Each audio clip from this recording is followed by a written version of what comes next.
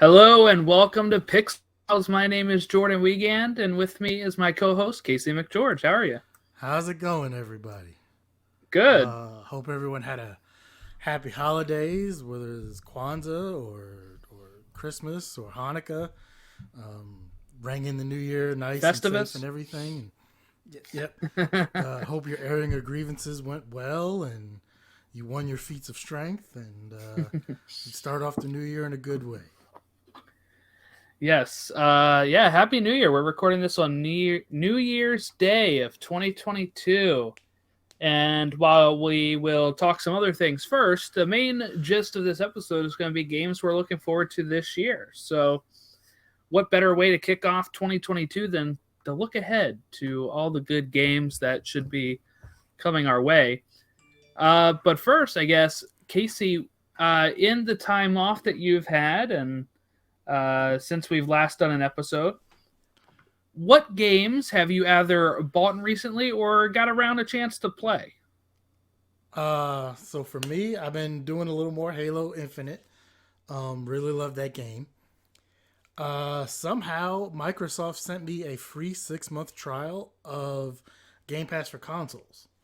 Don't know how, don't know why, but I got a free 6 month trial of it. Cool.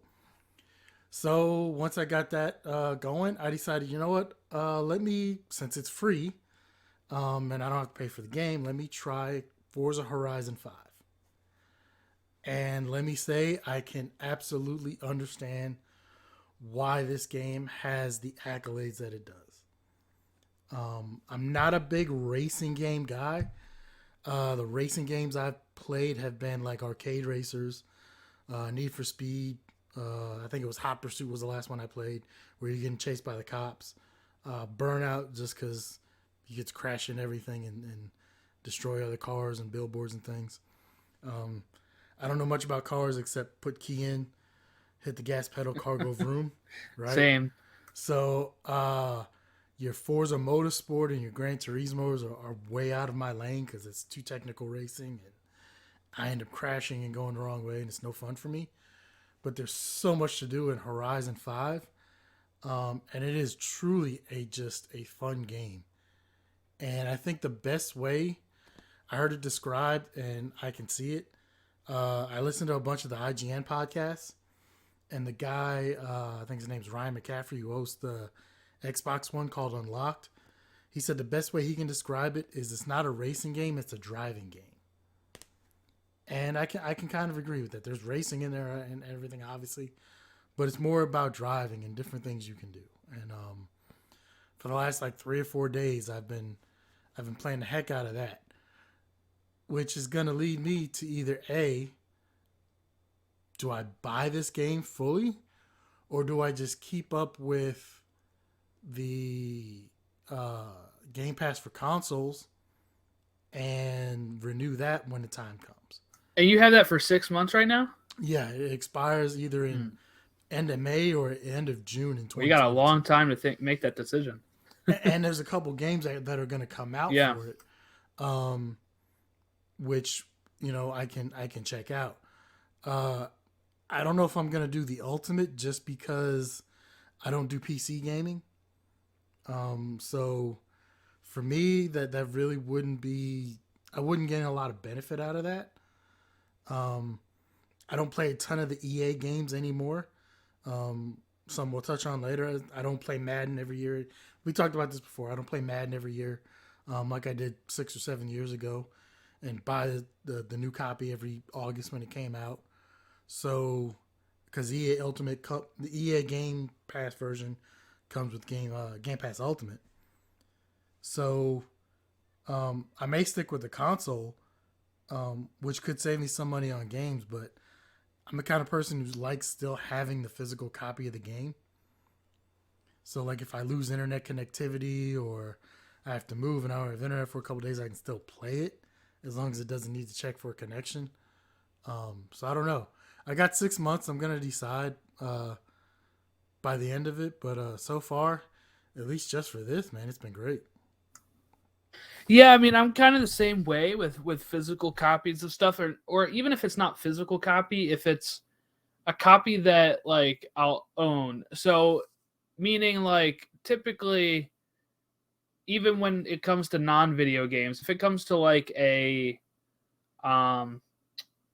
either like a comic book or a Movie or TV DVD show or or movie, if it's somewhere I can stream it, I'll watch it that way. But if I really love it, I'm going to buy it physically or buy like a digital copy of it or something. That way I don't have to keep, like, if I ever got rid of the subscription of whatever service it's on, or as it tends to do now, those things jump from service to service to service, I have some sort of copy I can watch whenever it strikes my mood. You know, like when The Office switching to Peacock, even though I knew I was having Peacock for like the English Premier League and other stuff, I was like, I'm going to buy The Office digital. They had for like $30 for the whole 9 seasons on Vudu. And I watch it that way a lot of times because I don't have to worry about having ads like Peacock does. And, and I also already have the DVDs. So like, I like have stuff multiple ways at times. Same thing, like I said, for certain comic books or whatever. If I read one on one of my streaming services of comics I have, and I'm like they just recently had a sale for Spider-Man because of the movie, where they had some of these like trade paperbacks digitally for 99 cents to $1.99. And I bought up all the ones that they had for Spider-Man on sale because I said, if I ever get rid of this Marvel app I have, I can have them on my Amazon Kindle or my Amazon app, you know? Stuff like that is kind of how I operate. So I've gotten the PC Game Pass since we last did one. I haven't played too many games on it. I've played, I started playing 12 minutes on it. And, you know, I got PC Game Pass for, I think it's $1 for 3 months. I don't know if that's $1 each month or $1 for the 3 months, but whatever it is, it's a good deal. So I was like, I'll do this and I can test out some of these other games on my PC since I don't have an Xbox right now. How are you liking 12 minutes so far? It's a very divisive game from what I've seen. It is. I know. I looked it up after we spoke.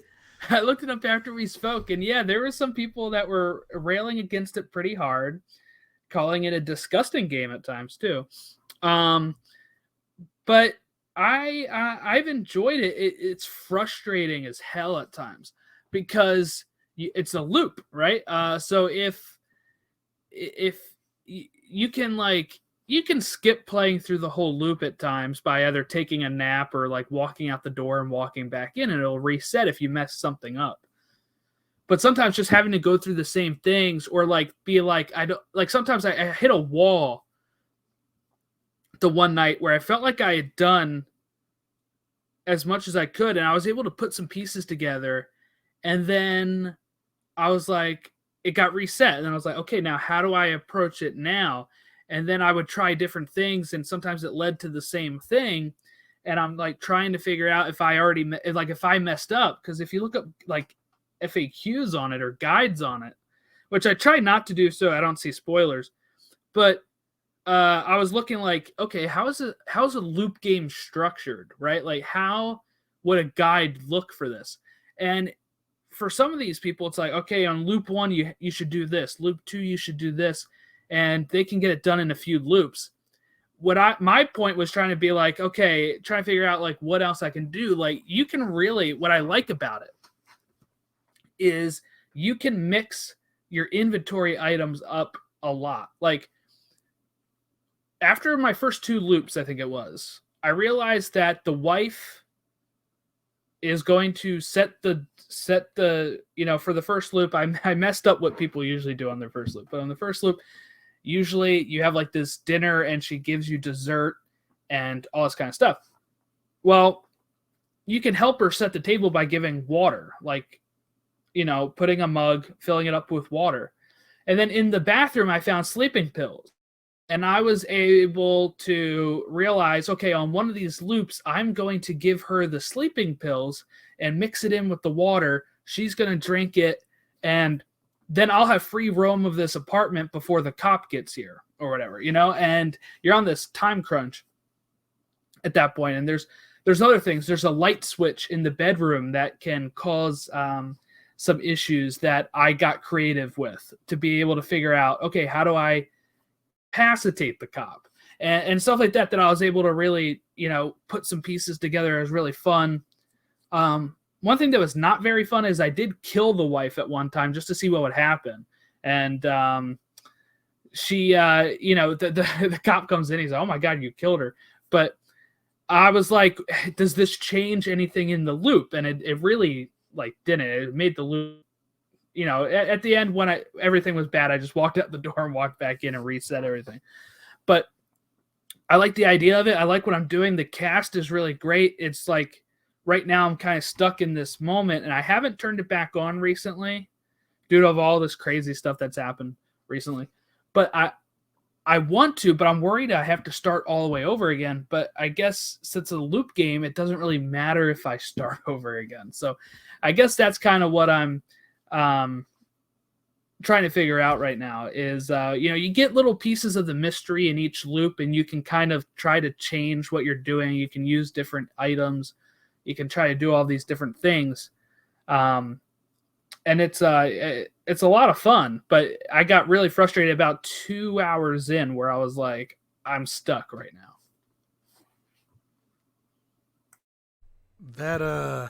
Like I said, I haven't played it, but that's something I've heard from a lot of people is it's very easy to get stuck and hit a wall and not be sure of, okay, I'm doing something wrong because I can't progress, but I don't know what I need to do differently in order to unlock that one quote unquote door to progress the story further.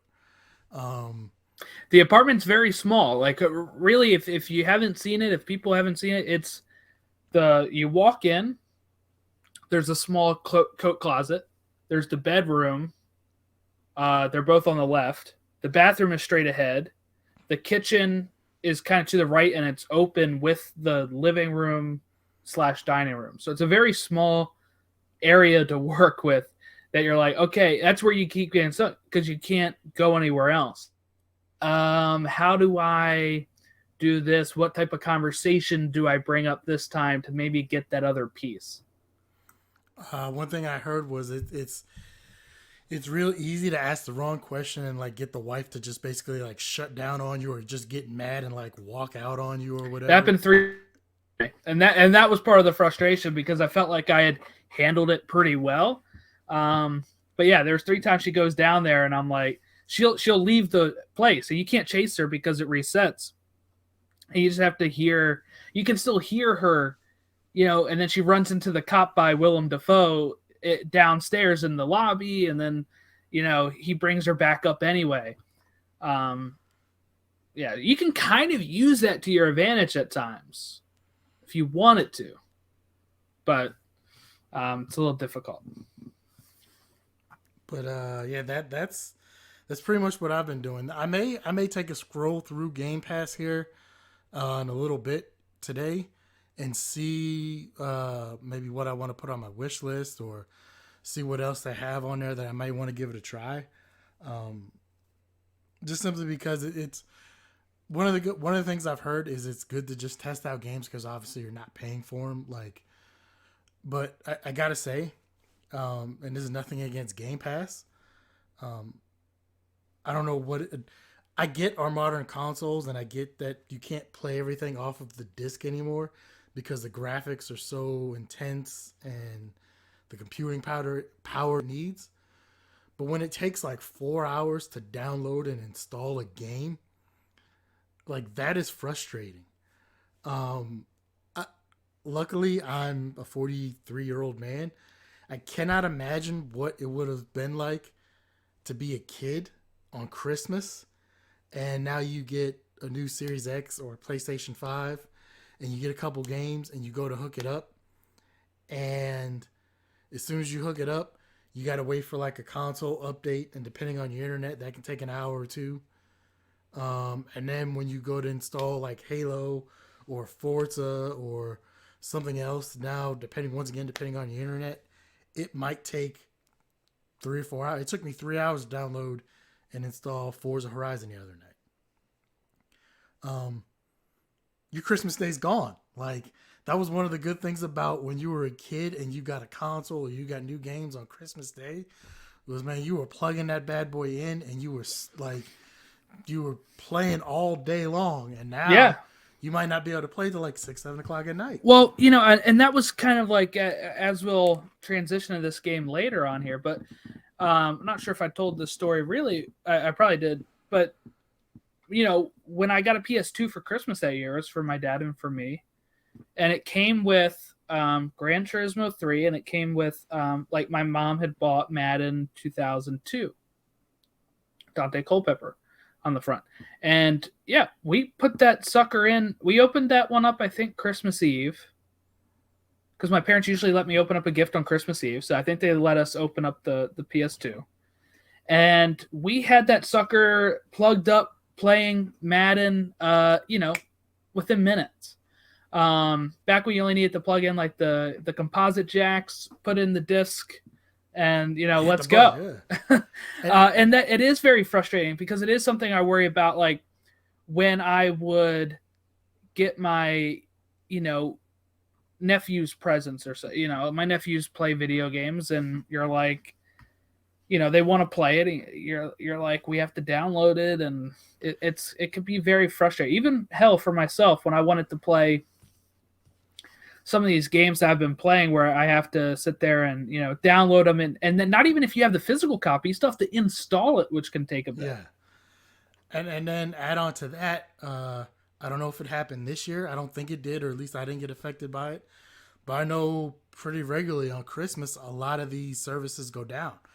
Not that they go down, but they just get over encumbered. PlayStation Network, Xbox Live, Nintendo's online services, because there's so many people getting these systems and things that every year, for whatever reason, they can't handle the strain.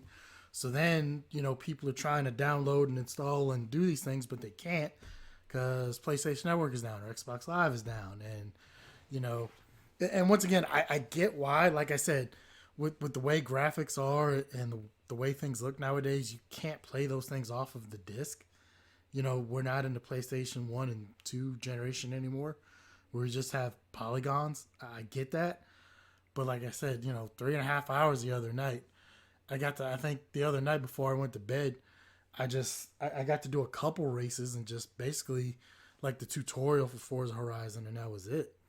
And like I said, I imagine some 7, 8-year-old kid wakes up 7 o'clock Christmas morning, and, you know, he tears open his gift and he's got these things, but he's not able to play anything till like 3 or 4 o'clock in the afternoon. That's supposed to be napping, man. You're supposed to be like, you're supposed to be like that the little brother from the Christmas Story. We're supposed to be like passed out by that point, you know, with like a controller in your hand and just drool coming down your face, not waiting for it to come up. That's just my rant. I don't know.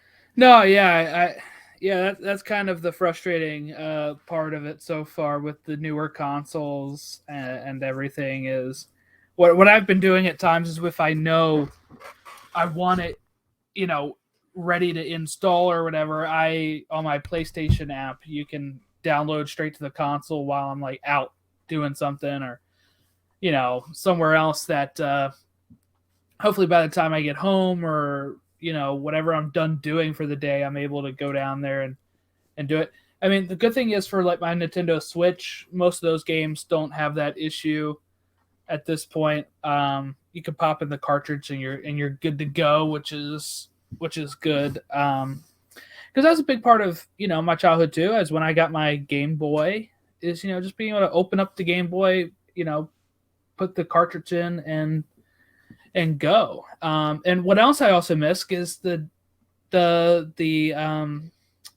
detailed instructional manuals. Like, I remember when I would be going home from like any store, if I bought a game, I remember, you know what game I remember buying is like Triple Play Baseball with Jason Giambi on the cover.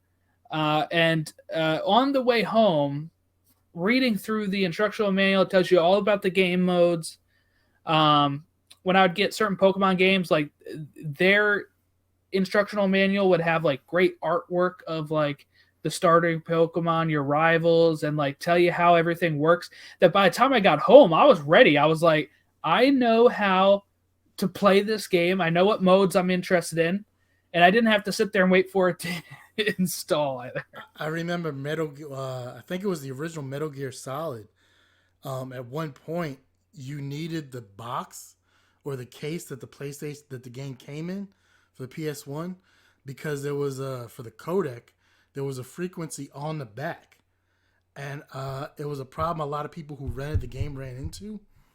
Was because I think Otacon even in the game tells you to look on the back cover and use like, you know, there's a frequency on the back cover for you to contact him or someone else through.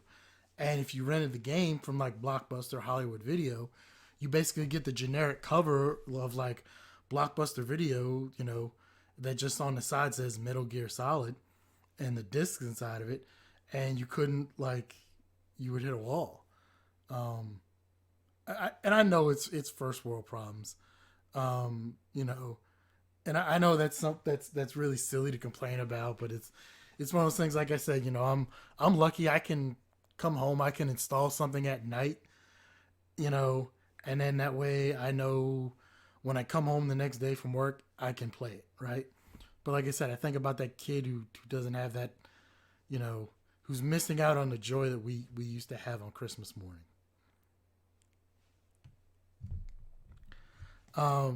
Not a lot of gaming news because it's the holidays. A lot of these developers and publishers and things are off, hopefully giving their people time off. The one bit of gaming news you kind of brought up a little bit earlier was John Madden just passed away a couple days ago. Legendary coach, broadcaster, and the namesake of John Madden football, or as it's just called now, Madden. He was... I remember playing the original Tecmo Bowl back in the day, and I remember you couldn't, like, anytime you would play, you would always say, like, no Raiders. Nobody could play with the Raiders because if you had Bo Jackson, he was unstoppable in that game. And you can look up clips on YouTube of people playing with the Raiders and they're Bo Jackson, and literally they could run back and forth up and down the field and not get touched. And the Chicago Bears defense was unstoppable in that game. But I saw a thing on it a long time ago when they brought it up initially, when EA Sports or Electronic Arts initially brought it up and wanted to make a game and he got involved. His big thing was he wanted to make it as realistic as possible. He wanted real plays. He wanted it 11 on 11. And he did all the, back in those days, he was doing the voiceover work for it, and his booms, and you know, he would give you instant replays in the game. Because of that game, that's how I ended up being a Tampa Bay Buccaneers fan. Back in those days, before they had franchise and dynasty mode, you could basically only play one season, right? So your Steelers and your 49ers and the Cowboys and the Redskins were always all these good teams. But the trick was, could you win the Super Bowl with the bad teams? The worst team just about every year was the Tampa Bay Buccaneers.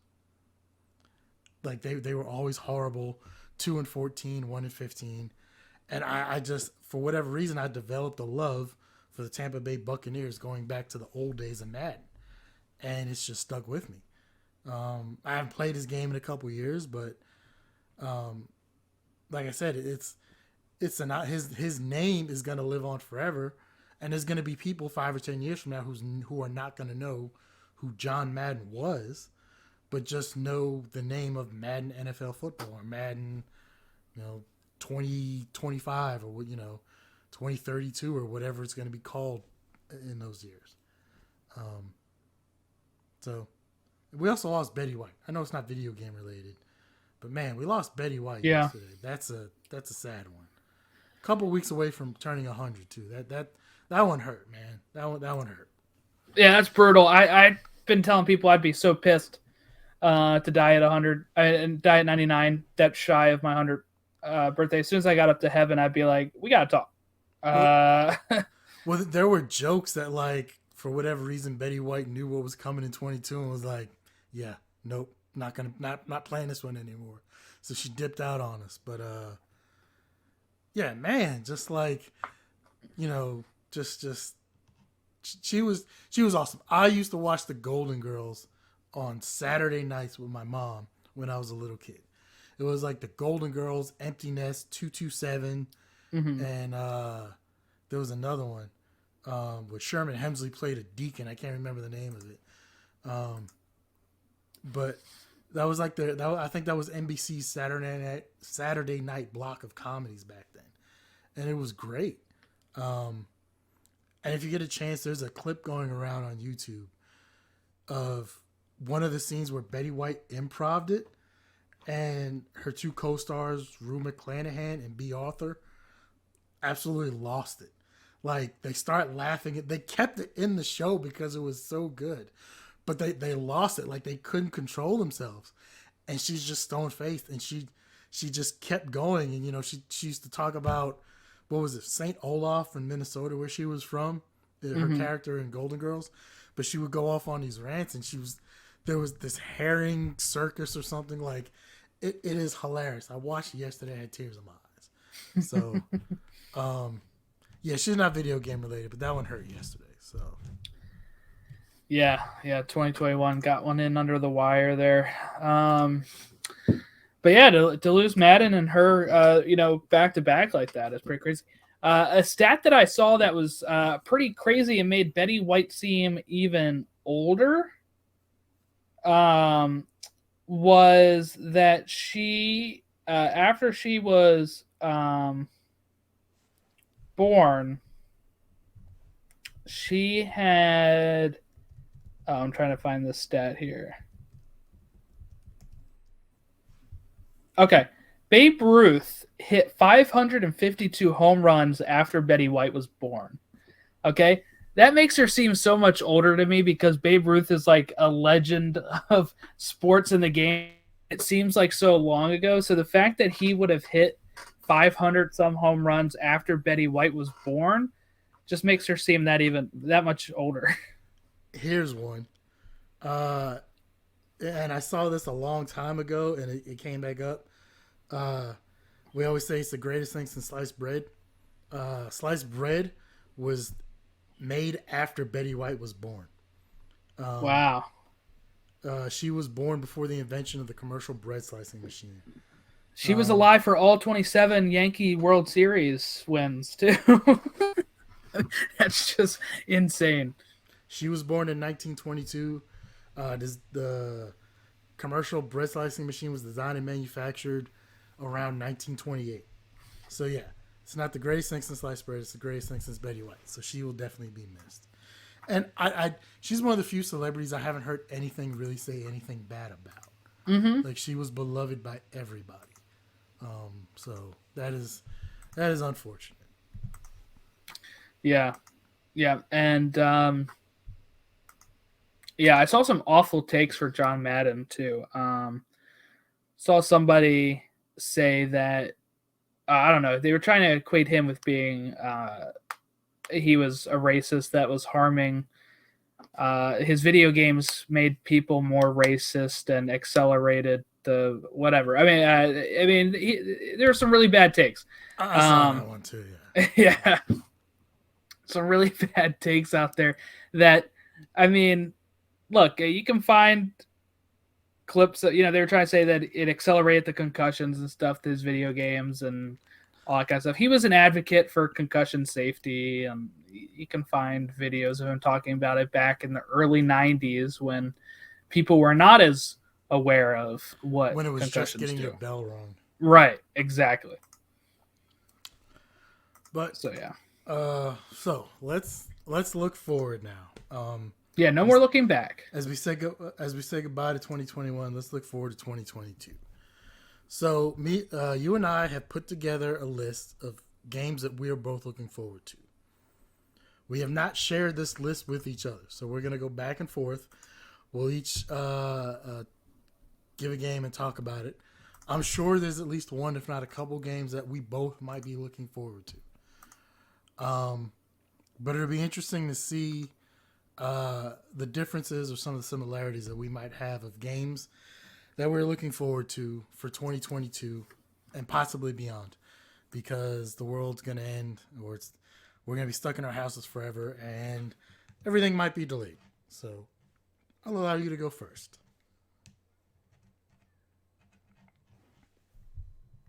All right, my first one is uh they're not really any order, but I guess I have this one first because it comes out in 27 days for me here. It is on the Nintendo Switch. It is Pokemon Legends Arceus. So it is a different type of Pokemon game. It is set like 200 to 300 years before the main games that came out, in the 90s and stuff. So very old school looking Pokeball, kind of free roam, kind of Breath of the Wild esque, walking around, that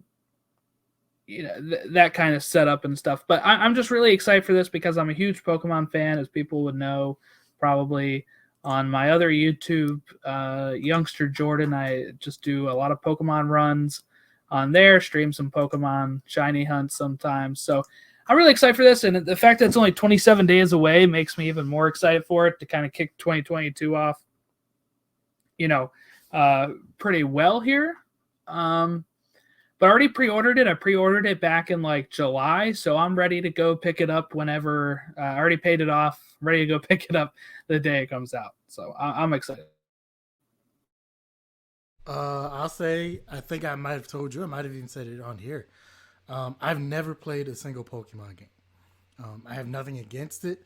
I just never got into it by the time it came out and other people were playing it. And it was one of those, honestly, I looked at and I was just like, well, that doesn't appeal to me, so I'm just going to move forward. I thought about getting into trying it when, what was the one that came out like 5 years ago? Where you were walking around and I mean, they all have a lot of walking. Pokemon Go. Yeah. Okay. I thought about trying to get into Pokemon Go. Especially I was working at Walmart, and I guess there was just random like gyms and Pokemon found in various things. So like you'd have people coming into the store, walking around, like not paying attention and everything. But then I looked at it, but I was like, I have absolutely no clue what I'm doing here. I know none of who these things are. And then I saw some of the people, and I was like, you know what? I'm just going to let this fad pass me by. Like, this will be one I'll gladly just accept it's not my thing and miss out on. But I know Pokemon, every time it releases, is a cultural phenomenon. So huge hit. Yep. For me, this is number one for me without a doubt. It is. I haven't pre-ordered it yet, but it is probably the only game that I will pre-order, and I have enough confidence in the studio that they built up enough that I don't think there's any way they're gonna mess the game up. Basically, it's gonna be too big to fail, and that's gonna be God of War Ragnarok. I've played every God of War since they have came out. It has been a phenomenal series going back to that first Hydra fight on the PS2. It's been amazing. God of War 2018 was unbelievable. The way it was made to be basically one long continuous scene with no cuts. And the new story that came in with Kratos and now his son, and now he's living in a different part trying to hide his past before he's forced to come face to face with it, and raising his son by himself and everything. To me, there's no release date yet for it this year. I think last I heard was holiday.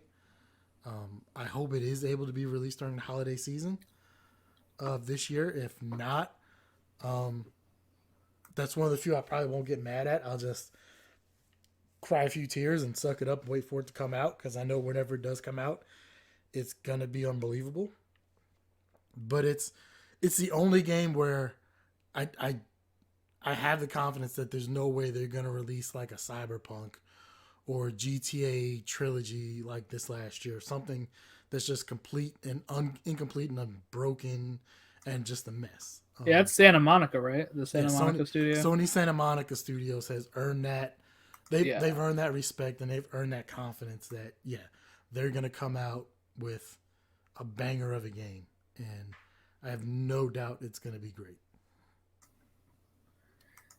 Nice. No, I do not have that one on my list. I've not started the God of War 2018. Is that what it was? 2018? Yeah. That is the one I figured we would both have on our list, honestly. Nope. Yeah, I have not had a chance to play that one. I do have it for free now because of the, if you have PlayStation Online and you have a PS5, they give you like a collection of like a lot of games to download for free, and that's one of them, which I haven't had a chance to actually play yet, but I've heard great things.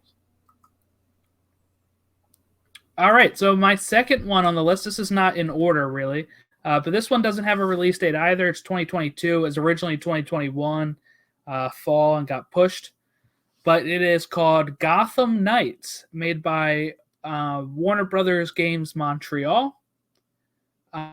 Going to be on Microsoft Windows, PS4, PS5, Xbox One, Xbox Series X, and it is a role-playing game, action role-playing game, kind of like the Arkham games, where, but you're playing Batgirl, Robin, and Red Hood, and apparently, in this, Batman or Bruce Wayne is dead. Right? I mean, he's probably not actually dead. But it makes these characters have to step out and kind of take up his role here. And you go around the city fighting crime together. And I think there is some co-op you can play online with and stuff, but also some single player option for you as well. But, just I'm a big Batman guy, and I actually was just playing Arkham Asylum again today while I was sitting around doing nothing.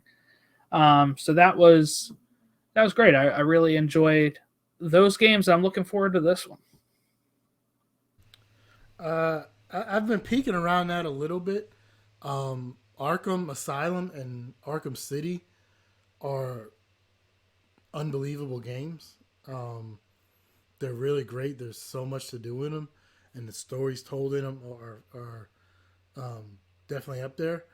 Arkham Knight, not so much, especially when you get Arkham Knight's my favorite. Well, once you got to get in the Batmobile, and now you're like fighting tanks, and it's weird. And I didn't mind it. I never played Arkham Origin. Somehow I missed out on that one, but I may wait for the reviews on this one to come out. Mainly because I don't really know the comic books or the characters that well. Like, obviously I knew Joker and Batman and Penguin, like the main ones, and that's how we got Arkham Asylum and Arkham City. But I just don't know about the 98 different versions of Robin and their different names and the characters, and it's not saying it's a bad concept or a bad game. Because when you go to comic books like that, there's so much that so many different ways you can branch out and make a game from it and follow different versions of storylines or whatever. But for this one, I may just wait to see what the reviews are like and whether or not it's one of those that I need to pick up. This game has 3 Robins in it. There's too many Robins. Like, it has Robin itself, Tim Drake, that's the 3rd Robin. They have Dick Grayson, Nightwing, which is the 1st Robin, and then they have Jason Todd, Red Hood, which is the 2nd Robin. Yeah. Okay, so who does the 3rd Robin? What is the name? What is the character's name of the 3rd Robin? You said Dick Grayson is the 1st one. He's Nightwing, right? Yep. Second one's Jason Todd, and the 3rd one is Tim Drake. Yeah. Jason Todd, what's his alter ego? Red Hood, yeah. And what's Tim Drake's alter ego? Robin. So he's actually Robin, even though... Sometimes I think he goes by Red Robin now. That's too much for me. But Nightwing sometimes takes over as Batman too. Dick has been Batman in the past too. Okay. But yeah. Sure. Next, I want to go to Starfield. For me, I never heard of Bethesda or anything until Fallout 3 came out. And I saw the reviews that Fallout 3 had gotten across the board, where it was basically listed as a must-play game. So I said, okay, let's give it a shot. And once you walk out of that vault and you have this open world and there's so much to do in front of you, and then at some point I stumbled around like a Deathclaw murdered me like immediately because I was vastly underpowered. But the story and everything from Fallout 3 was just mind-blowing. So Fallout 4 was okay. Haven't done Fallout 76. But this is Bethesda's first new IP in like 20 years. It's their first original IP that they have. This one I'm teetering on whether or not I'm going to pre-order it. Simply because Bethesda's last few games outside of Doom and stuff like that, like Fallout 76 is just was a dumpster fire when it first originally. And they didn't make. Did they? I don't think they made that one, right? I think they published it. So like, I think it's under ZeniMax is the parent company, and then like there's all these other little game publishing or game developing companies underneath. Oh, 76, yeah, was developed by Bethesda Austin. Yeah, but so they but I think ZeniMax is like the actual parent company for it because there's like 15 publishers or something. I don't know. But I was kind of skeptical about an online version of Fallout just because for me, I like the single player adventure that goes in there. And then when I heard it was basically a hot dumpster fire, I was kind of glad I never picked it up. I want to play this game when it first comes out, but I'm also scared because hopefully Bethesda's gotten rid of the jank that comes with their games and different issues that they have when they first get released. But this one has a lot of potential to, a lot of people have heard and said like Fallout in space and various other things. And there's so much that can be done, but it can also turn around in a heartbeat and be not very good. But that's definitely up there on my list of things I'm looking forward to for 2022. Yeah, I can't really have that one on my list because I guess I'd have to play it on PC, I guess, and I don't maybe is it going to be on PC? I know it's going to be on Xbox right away. Yeah, well, yeah, so it'll be on Game Pass whenever it's released.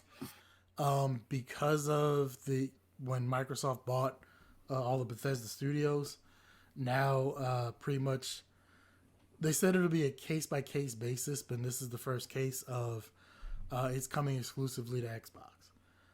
There's another game on my list that is a Bethesda game that was signed to an exclusivity deal before for PS5 before Microsoft's deal went into effect. So they still have to honor that exclusivity deal for however long it is. Just like, what's the one that just came out this year? Wasn't that Deathloop? Or yeah, Deathloop. That's what I was trying to look for the case on my thing. Deathloop is another one that was made by Bethesda, or one of Bethesda's companies.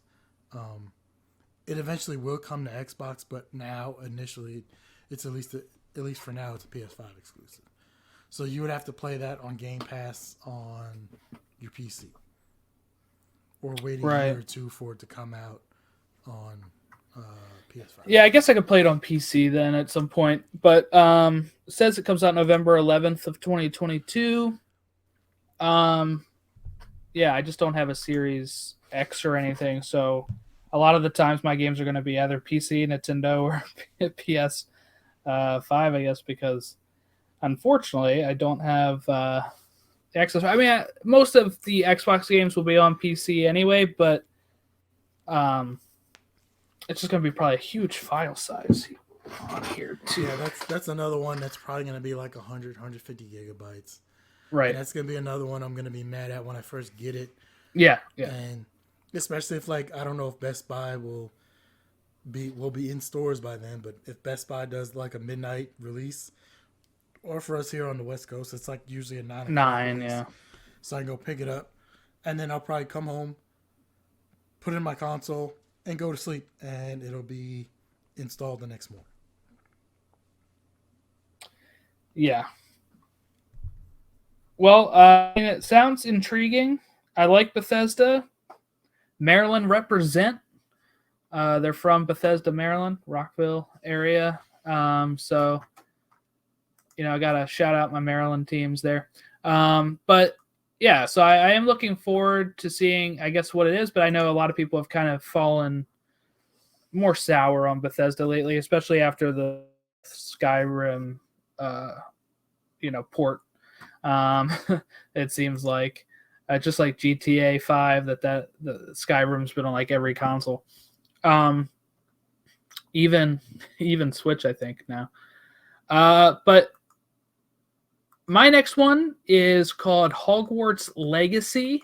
It is an open world game that takes place in the late 1800s, where you play a student at Hogwarts. You're able to choose your Hogwarts house, or at least get sorted, I guess. It says choose on here, but attend classes and explore an open world consisting of locations like the Forbidden Forest and Hogsmeade Village. You will learn to cast various spells, brew potions, tame magical beasts, and a morality system will play a role in the game, deciding if you are going to be good or bad. And players will be able to customize their character's voice, body type, and whether they are a witch or a wizard. It's delayed until 2022, so it is sometime this year. I'm really excited for this because I had saw gameplay footage of this leak in 2018, and then it was like radio silence until 2020 when it was officially announced. And I was just like, I just want to make sure this game's okay. I want to make sure this game is getting released. So I'm really looking forward to it. It's going to be on all the platforms, it says here, of Windows, PS4, PS5, Xbox One, Xbox Series X. So just none of the Nintendo consoles. But it sounds great. It sounds like pretty much like a Knights of the Old Republic for Harry Potter, and I think that sounds awesome. So, surprisingly, this was one of the ones on my list that was like a backup. Oh, okay. Because I thought you were going to have God of War on there. I just watched the Harry Potter series for the first time. Oh, that's right. My best friend who lives out in Maryland, we were both in the Army together. She's retiring this year now.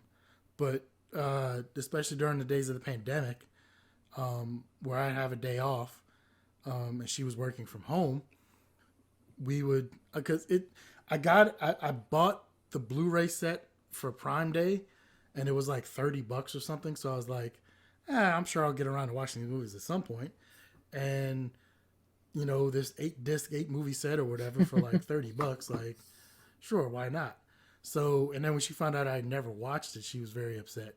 So we would have watch-alongs together, and then I'm asking her all these questions, like we're testing each other back and forth while I'm watching it, like, and it I can understand why it was such a cultural phenomenon that it was, minus the author now and her views. But that's a whole nother report. We won't go there, but I can understand why it was such a cultural phenomenon. I remember when I went to college, I went to an art school for photography, and there was a guy who was an actor producer in one of my classes. We were doing something, and we were just having a conversation. He was from England. I think he actually said he auditioned for it, but he didn't get any of the parts. But back in the day, he did. But it was just one of those things. Like, I remember, like, for me, like, the original Star Wars trilogy was this huge thing when I was a kid.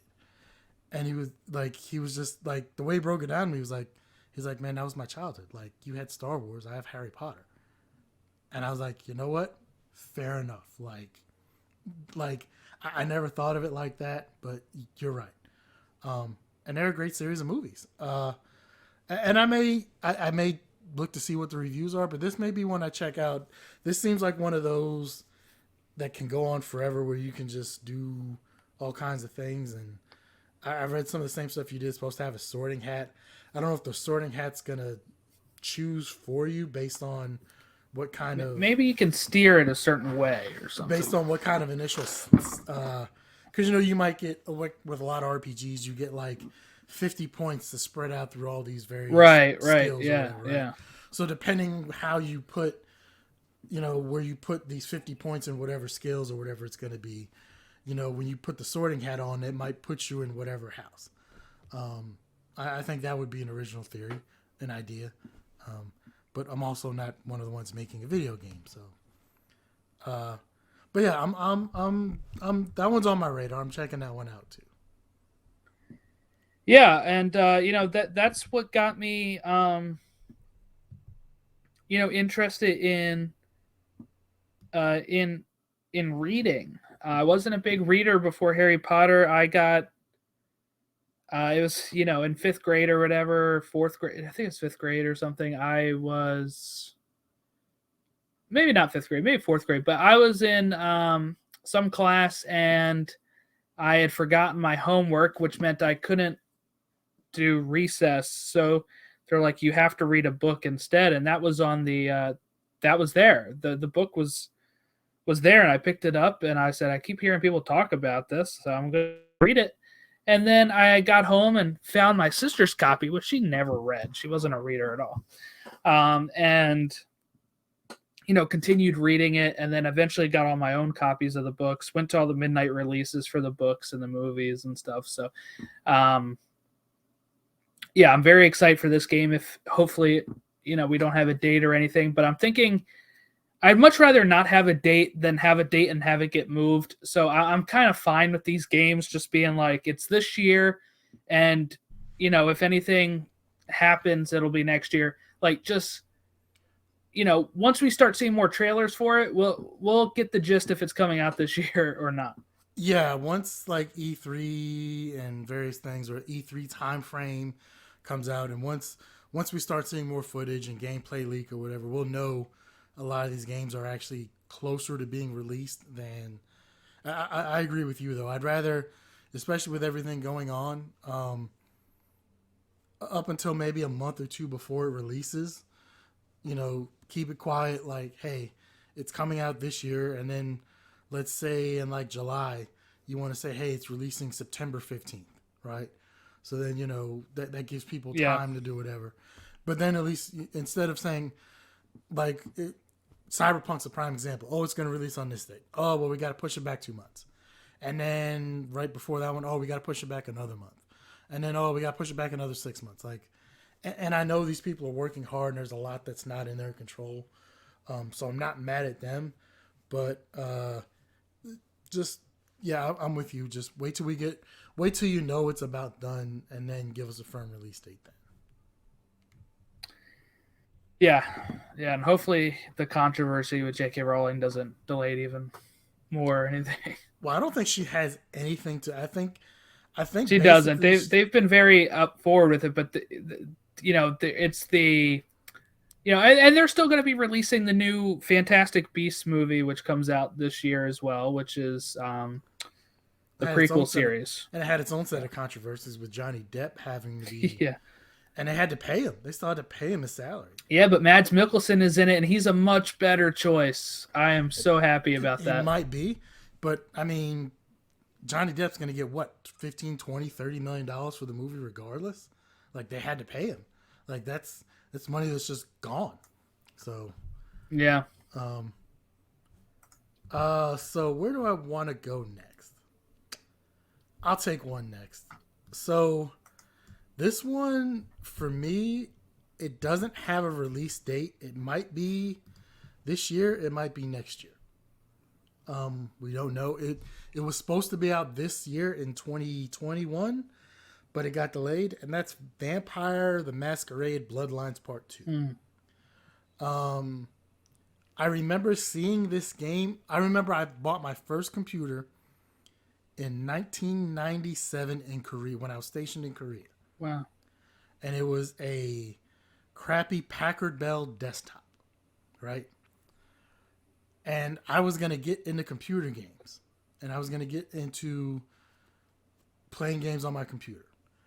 And then the more I researched it, I realized this crappy Packard Bell desktop can't really be upgraded because that's not what it's meant for. It was meant to be like a home computer. Right.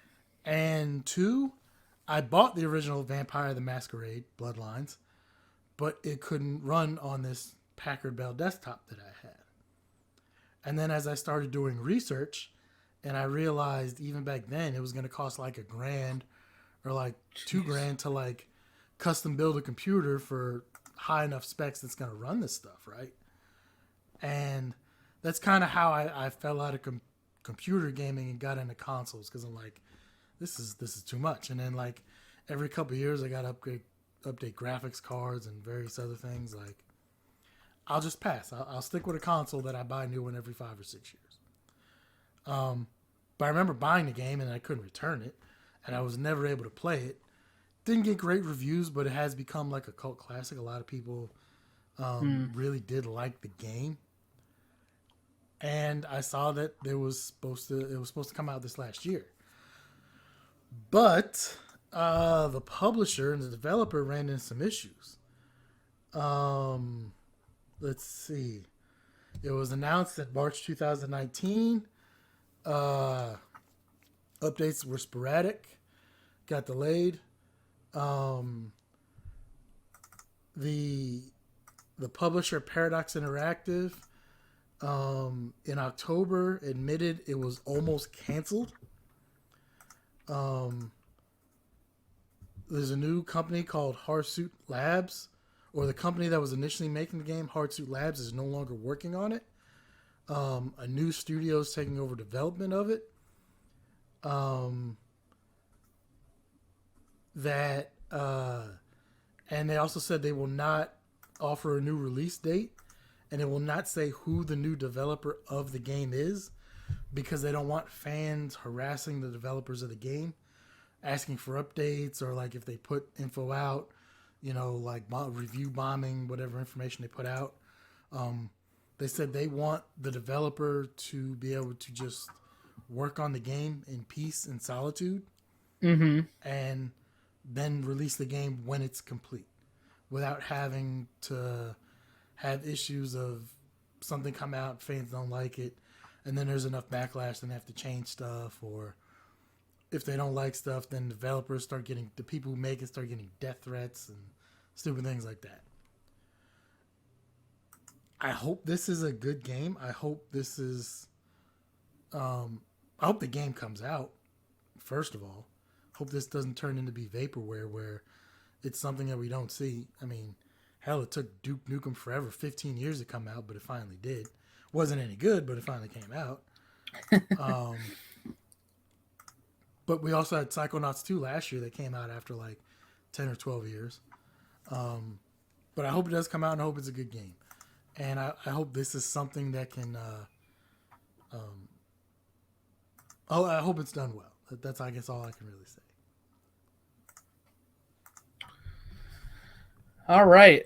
My fourth one is Gran Turismo 7. I mentioned how I got Gran Turismo for free with my PS2. That was what the game that came with back in the day. And I'm not big in games, but I like on Gran Turismo 4, I like just being able to unlock more cars, like collecting the cars, putting them in my garage, and just being like, I have that car. I used to always want to unlock the PT Cruiser because my grandparents had a PT Cruiser, and I just feel like this car sucks, but it's my grandparents. I have it here, So I'm looking forward to this one because I did not have a PS3 for Gran Turismo 5 or 6, I guess. So for me, I haven't been able to play this since Gran Turismo 4, so I'm really excited. I got a PS4 thinking that one day I'd get a Gran Turismo game. They come out with the sport one, which was not really what I wanted. I want like the real cars, like to just be able to drive around with like, just regular cars and stuff and race with those and such. So I'm really looking forward to this. This is supposed to come out March 4th of this year. I touched on this earlier. I'm more of an arcade or a fun type of racer. Mm-hmm. The one thing I cannot deny is the Gran Turismo games are definitely top notch when it comes to how they look. The details of the cars, the lighting, the reflections, the look of the cars, and everything are almost unmatched when it comes to what they do. But for me, it's just one of those, I can't do it, like I said, because I think I tried playing one of the Gran Turismos, but that, like, and I don't know if it's still the same way. Like, you gotta start messing with your gear ratios and tire pressure and drag coefficients and all these other things. And I don't know. Like I said, I don't even have to put the key in now. I have my remote in the car. Hit the button to start the car. Hit the gas. Car go vroom. Like, I can change my oil, tires, and things, and that's about it. Yeah, no, I know nothing about cars, so I just kind of just try to do my best, I guess. But I can definitely appreciate the graphics and the engine of the game, for sure. Next for me, I'm gonna say Ghostwire Tokyo. This is the game I kind of talked about before that is a Bethesda game that is going to be exclusive to the PS5. I don't know if it's a timed exclusive or just going to be exclusive in general. But this is the agreement I talked about before that they signed before Microsoft bought ZeniMax Media or whatever it is. I don't know a ton about the game. They really haven't, as far as like story and various things, they haven't said a ton about the game. Let me see if I can pull something up. But it's takes place in a version of Tokyo where nearly every living person has disappeared. Players have to use a combination of magic and martial arts to combat ghosts that now occupy the city. Game from the developers behind the Evil Within series looks bizarre and intriguing, even if the story remains a complete mystery. The trailers look cool, and it has me intrigued. That's all I can really say. Like, this is another one of those that can be one of those where you put it in, and after you wait the 4.5 hours to install it, and you start playing, you can be completely enthralled, or within like 30 minutes, you can pull a Job from Arrested Development and say, "I've made a huge mistake."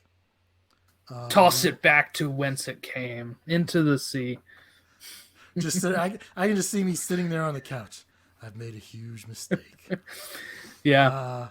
But it has me intrigued, and that's enough. Like, where I like the fact that not enough has been put out about it, so nobody really knows the story or what the gameplay actually looks like or what's going on with it. It's just one of those, like, people are kind of clamoring, and it's just, we want more, but they're kind of just feeding us little birdies just a little bit here and there. Like, here you go. Here's a little piece of bread, little birdie. Here you go. There's no more. Yeah, it's interesting. I don't think I really even heard of this game that much, so it is not on my list. So my last game here is fun, okay, and nostalgic, and been originally supposed to release in 2019, or maybe 2020. Yeah, it was 2020, but it was announced in 2019. Lego Star Wars: The Skywalker Saga. Sign me up for it. I grew up playing Lego Star Wars. This one's going to have, all 9 films in it. It's on Windows, Switch, PS4, PS5, Xbox One, Xbox Series X. It's supposed to come out around spring of 2022, but again, that's been moved so many times as they've had trouble with some of the engine, I think. They built a new engine for this Lego game. Apparently it's given them some problems, but it's going to have over like 300 characters, a good chunk of those playable. It is 300 playable characters with even more characters not playable. Yeah, I mean, I'm not sure if you ever played any of the Lego Star Wars games, but they are fun, and I'm looking forward to seeing what this one is going to be like. I've never played any of the Lego games, period. Once again, not that I had anything against them. They've all reviewed pretty well. And they've looked fun, and there's been a couple where I've thought like, maybe I'll get around to checking that one out, and then I get enthralled with something else, and I never did. That one has potential. I could see that one being a fun game and going from there. Honestly, I just want to see the scene of them in the canteen abandoned Legos playing. Like, you could probably look it up. They have the second Lego Star Wars game, which was about the original trilogy, had the whole hub, like choose what level you go into, was the cantina. So that's fun. In the first game, it was the prequels, and it was at Dexter's diner from Attack of the Clones. That was the hub there. So they're a lot of fun. Were very simple back then. They're much more advanced now. Lego Marvel Superheroes is one of my favorite Lego games. Had a great original story, so they've done some with original stories based around characters, but this one is going to be, all 9 films. I think 5 levels of film, so it's going to be pretty beefy game. All right, number 5 for me. This one's not a new game. And I don't know why I'm doing this to myself, but I want a functioning, and it's supposed to, I guess, the next generation version of Cyberpunk 2077. There is a good game in there. There's a really good game in Cyberpunk. I think I have like maybe 40, 50 hours invested in it already. But I just... and so when I first got it, I was playing it on the Series X. Or not Series X. I was playing it on the One X. And then I was able to get the Series X. So I didn't have all of the issues that a lot of people did. I was always playing it on a little bit more beefed up of a system. Right.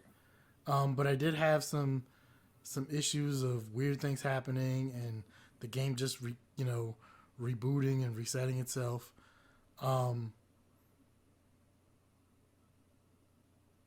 This is the next gen version, and the DLC and updates have been moved around quite a few times. It was supposed to have been out this year at least once or twice, and then it got pushed. I guess now the word is spring of 2022. Like I said, there is a good game in there, and there's so much to do in there. And I can understand the review. I can understand why it got different sets of reviews. I can understand, like, I think IGN gave it like a 4 for the base consoles because it was basically just unplayable. But I think it got an 8 or a 9 for the PC version. Because when you were playing with a beefed up PC that had good specs and everything, they didn't have it any or very many issues at all. And I've seen a lot of that all around like they wouldn't recommend playing it like on a base model PS4 or an Xbox One. But if you have something beefier, yeah. Or if you're playing it on a nice PC, yes. So I've enjoyed the time that I've spent with it, and I think I can enjoy it more. But I want the better version that we should have gotten a while ago. And I don't know why I'm holding out hope that we'll actually get it this year, because CD Projekt Red has kind of burned all of their goodwill to the ground, especially when it came to this game. Like, it's pretty much gone. There have been class action lawsuits, and I think the Polish government got involved, and I think our government got involved at some point. But I think if this is another one that could have been done like what's the planet game there where you go into space? No Man's Sky. Yeah, like No Man. I think honestly, if they would have done it like No Man's Sky, where once they realized how bad it was, if they would have just not said anything and went back to actually fixing the game off the bat. From what I hear, No Man's Sky now is really loved, and there's a lot of people who play that game on a regular basis, and there's a ton to do. But they took the time and effort to work on it, and I hope the developers and people making the game are doing that. Mm-hmm. I hope we get to see a better vision of that game this year. Nice. Yeah, we did a good job. We didn't really have any overlap. That was good. I'm really shocked that you didn't have God of War. The only other one, just because I haven't played the first one, I don't think it's not really a game I think that I'd probably be able to play out of order, I guess. The only other one I honestly have that's a new game, because I honestly want to see like whatever updates for Halo Infinite or Forza, is Advance Wars for the Switch. I remember playing that on the DS, and I can't believe it's taken them this long to make an Advance Wars game. Like, I don't think I'm familiar with that. It's basically kind of like a Command and Conquer type of game, but it's got like little cartoony, like little units and everything. It's kind of hard to explain, but like you can look up screenshots of it and everything. It's a really good game as far as like a turn-based strategy game. Oh, here it is. So they're coming out with. So it's originally a Game Boy Advance game that is being re-released, which is why it was called Advance Wars. And then I played it on the DS, and it was a great game. I guess it's honestly one of the few turn-based strategy games I've ever really been able to get into. But the Switch is what, like 4 years old now? 5 years old? 2017 is when it came out, so it's on its 5th anniversary. It's taken this long to get. Well, two things. It's taken this long to get an Advance Wars game. Yeah, the last game before this was 2008, it says. And I think that was for the DS or the 3DS or something like that. And we haven't had a new Mario game, like a brand new Mario game either. Like, what's going on, Nintendo? We have on the Switch. Odyssey. That came out when the Switch first came. That's what I'm saying. Yeah. Like, but that's it. Like we had that when the Switch first came out, and that's it. Where's our Mario? Yeah, I mean they've had. I guess it is kind of shocking. Like even Mario Kart was a remake of the Wii U version. And they just announced the final character for that like a couple months ago. Oh no, that was Super Mario Brothers. Smash. Yeah, that was Smash. Yeah. Super Smash. Yeah. Whatever. Smash Brothers. Yeah, that one's been out, and that was I think a continuation of the Wii U version as well. So yeah, they've been kind of. Nintendo's just off doing their own thing over there, man. I like it though. I like the change of pace sometimes. I wonder what's next for them, because I want their next one to be like the Switch. I want it to be able to be a handheld or a console. I don't want them to switch to something else, because no pun intended there. Because it is it's nice when I can plug it in here and I can play some stuff on the screen. I can make some videos this way. Or if I don't want to, I can take it out of there and play it on a TV or handheld. And it's been great to be able to just kind of carry those games around, wherever I'm at. So I'm hoping that whatever's next, it's like a Switch 2 or something. I don't know what they'll call it. But I do hope they don't go back into making just a handheld and just a console. I like these being combined. I can see the appeal of that. I mean, I have a Switch myself, but I would like to see like a full-fledged 4K capable like actual just console from Nintendo. I don't think they will. I think they will probably stick with a hybrid model like they have with the Switch. But I would like to see them get into like the full-fledged 4K gaming and something that has to be hooked up to the TV and gives you something like that. Yeah, because I just don't think they'll ever create a powerful enough console to rival these two. So I like them just kind of doing their own thing. And I like that they're able to do it on their own pace. 2017, when the Switch came out, we were still in the middle of PS4, Xbox. What was that one? One. Yeah. All those names are confusing me. Yeah. So in the middle of the Xbox One and literally it was like halfway through or like a year or two after. It was 3 years in. I think it was 3 or 4 years into those, which then lasted another 3 years or so. But before, I felt like they were trying to always come out with them at the same time. It'd be like, here's the Wii, and then, here's the Wii U, to kind of coincide with those. And it was like they were trying to catch up on it. I just like them doing their own thing. Their games don't have to be as powerful, I guess. But if they can just make good, good systems with good games, I mean, people will flock to them. The Switch has sold extremely well. Oh, yeah. And the fact that they now have like a cheaper one with the light, but you can't put that in the TV. Yeah, it's just handheld. I think they said that the Switch has a possibility of eventually becoming the best-selling console of all time. Well, let's look it up.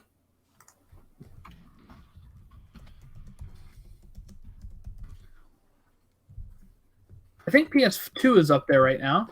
Yeah. So I'm looking on Wikipedia. As of right now, it would have a while to go. PS2 has 155 million. The DS family, 154. Game Boy and Color, 118. PlayStation 4, 116. The original PlayStation, 102. The Wii is 101. The Nintendo Switch is at 80 or 92. Yeah, so the Switch is at 92 million. I have it up on the screen for people that want to view it there. But yeah, it's at 92. That would have a while to go. Because I'm assuming 5 years in, we probably only have a few more years maybe of the Switch before they come out with another one. I don't know.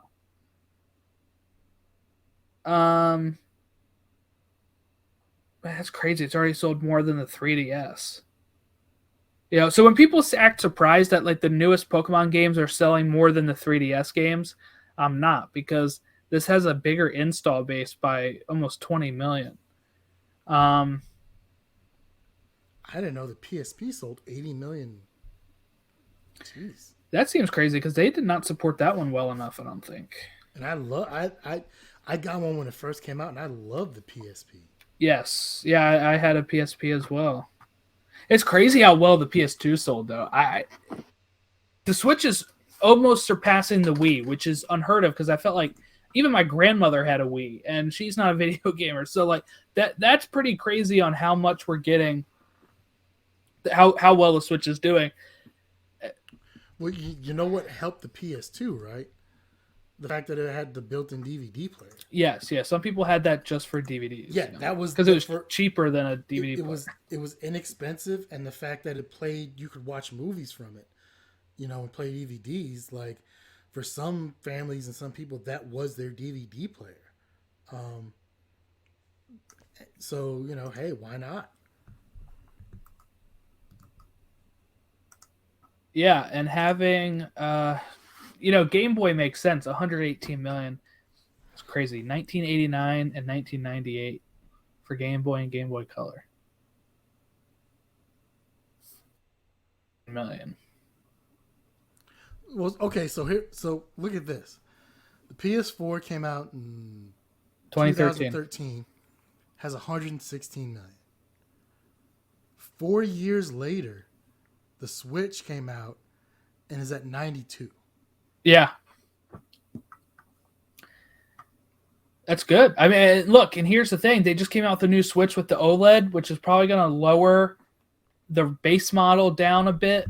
Yeah. Which is going to lower the light down a bit. And that's going to make these things even more accessible. Like, when I went to get my 3DS, right, which is lower on the list, but when I went to go get my 3DS, look, so I've been playing Pokemon my entire life, right? I mean, pretty much Game Boy came out. I got Yellow, Pokemon Yellow when that came out, which was like in the 90s, right? Like 97, 98. So I'm like 6 or 7 years old. And from there, I played every single game. And the only time I had a gap was the 3DS came out while I was on the Disney College program in 2013. And I was so broke on the Disney College program, okay? I'm making $7 an hour pretty much, and having to pay half of that to rent pretty much for this apartment on Disney property. So, I'm right, and I did not have a 3DS. I came back and went back to work at my grocery store, then went back down to Disney for 2015. So I was broke pretty much that entire time through college.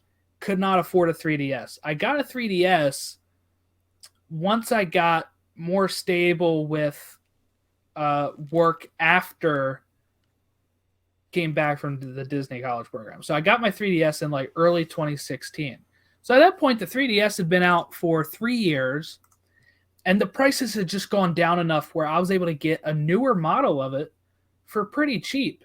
Yeah. And one thing I almost bid on is they've released the 2DS. You could play 3DS games, but you couldn't have on the 3DS like the 3D capability. But that thing looks so chunky. I'm not sure if anybody's familiar. I'm not sure if you're familiar with the 2DS. I just remember the original DS. So let me show you this. Oh man, they came out with a really nice 2DS. Okay, but this one I'm about to share on the screen here, if it loads, it couldn't fold.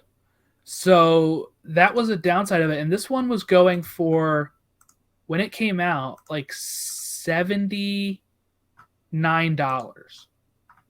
And I was like, $79? I could probably swing that just to play some Pokemon, because that's literally all I'd play on these DS games, right? On these DS games. I was like, I could totally do that. That's no problem. But I kept pondering, and I was like, I could just go, at that point, the 3DS had lowered price again, and I was like, I could just spend an extra like $50 to $60 and make sure I have this nice one that folds and has the 3D capability, which I barely used. But that's kind of how the Nintendo consoles start going, and how all these consoles start going, where they come out the Pro and then the base one goes down and all this kind of stuff. So, and then you have massive Black Friday sales where you right, get, especially like when the new one, like, so like if like when the PS4 Pro came out, obviously that knocked the PS4 price down, and then you had like a bunch of Black Friday sales where it was like the PS4 and like God of War and like I think for Horizon Zero Dawn for like $199 or something. Like, we have sales like that. Yeah, people are gonna scoop those things up like crazy. Yeah, and they came, like I said, they just came out the new model of the Switch, a couple models of the Switch.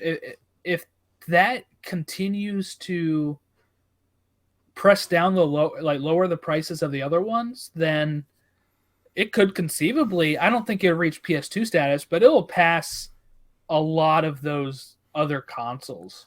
I think if they ever did release like the Switch Pro or whatever it was going to be called, the rumored version that was supposed to have like the 4K screen, like the beefed up version of the Switch, I think that one would have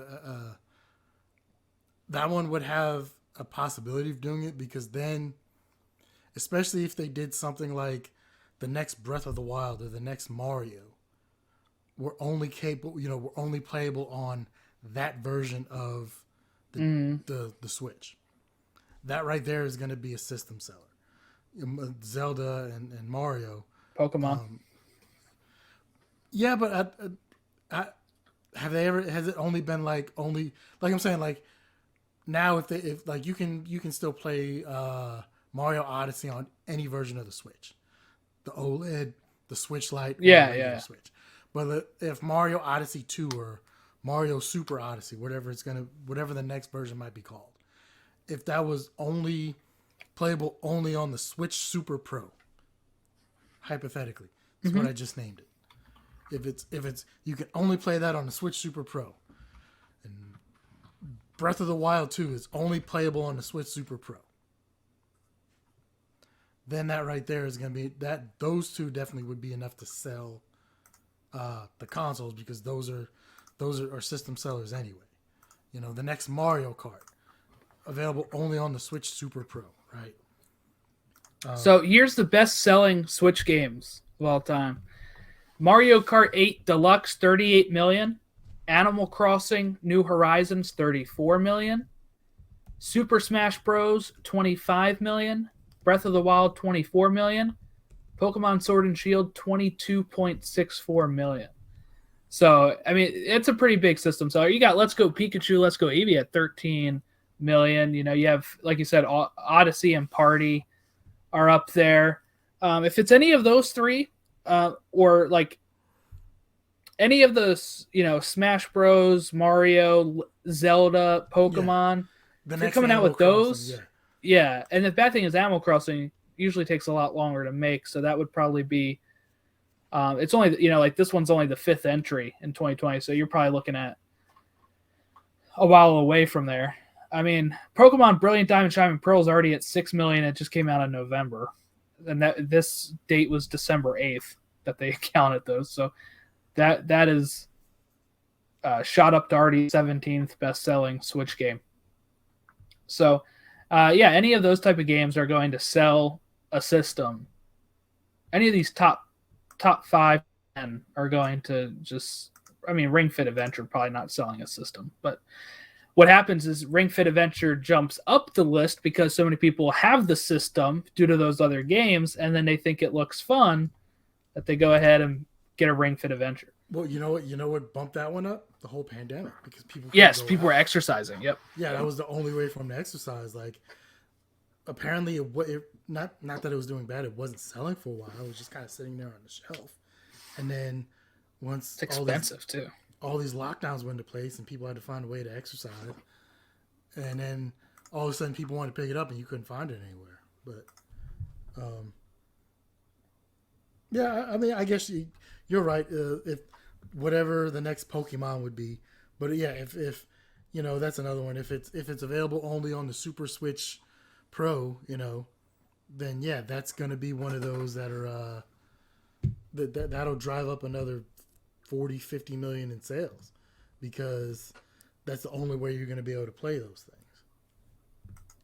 Yeah. So I mean, you know, it's at 92. Who knows what it's going to be after Christmas, right? You know, we got tax time coming up, so who knows what those numbers are going to be after. Oh, and isn't that just crazy to think? Sorry, Super Mario Kart or Mario Kart is at like 38 million out of 92 million. You know, you're at like more than a third of the people that own a Switch own Mario Kart. That's just it's crazy. Well, at the same time, you got to go for what you know. So, you know, yeah, it's just the impact of it. You know, the impact that Mario Kart has. You know, it's crazy.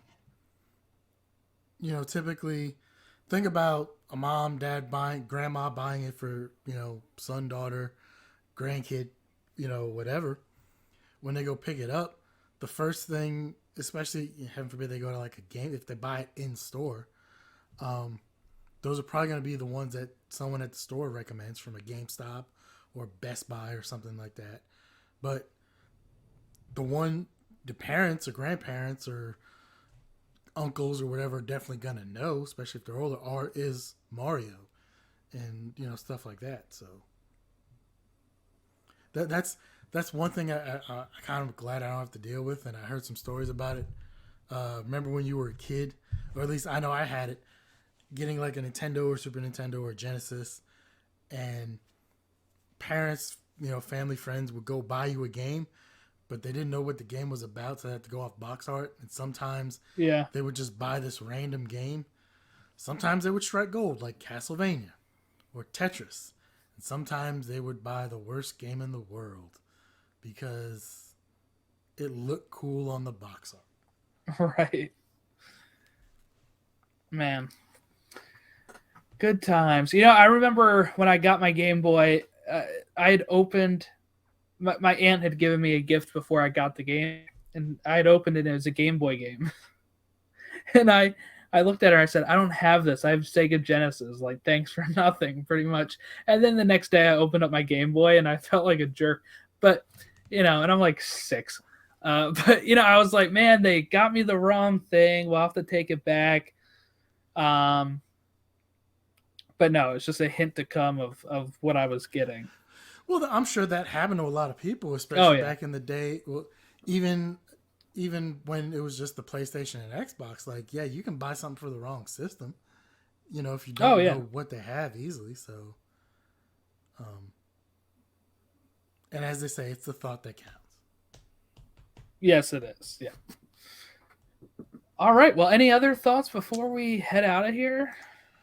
No, it's just hope everybody's who's listening had a happy holiday, staying safe out there, and numbers are surging for the pandemic, so let's be safe and hopefully you and your family stay safe and take care of your mailman and. All right. Well, if you want to tweet us, you can tweet us at PixelPalsVG, as in video game, pod, and Facebook at PixelPalsPod. But yeah, that about wraps up here. Thanks for listening. Have a great rest of your new year, and we'll see you next time. Where hopefully we have some more news, but if not, we'll find some topic to talk about here on Pixel Pals. So thanks for listening or watching, and have a great day.